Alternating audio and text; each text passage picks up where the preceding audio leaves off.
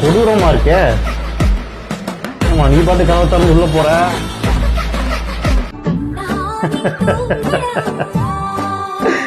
ஐயோ, இப்படிதாங்க பல பேர்த்தோட வீட்டுல இருக்குது. எங்க வீட்லயுமே அப்படித்தான். நானும் வெளியே வந்து பில்டப் எல்லாம் பண்ணி வச்சிருக்கேன். எங்க நாய் எல்லாம் பயங்கரமான நாயின்னு வீட்டுக்கு வந்தாதான் தெரியும். நான் யாருன்னு என்ன கேட்கறத விட வேற யாருண்டியாவது போய் அவர் யாருன்னு கேட்டு பாரு. அச்சுச்சோ, அவரா பயங்கரமானவராச்சே, அவர்ல கொஞ்சம் ஜாக்கிரதையா இருங்கப்பா அப்படின்னு சொல்லுவா. சப்பாத்தி தேய்க்கிற கேட்கறாங்களா? வாயில வச்சுட்டே வர தைக்கிறாளே. பின்னாடி யாரும் அவங்க அப்பா நினைக்கிறேன்.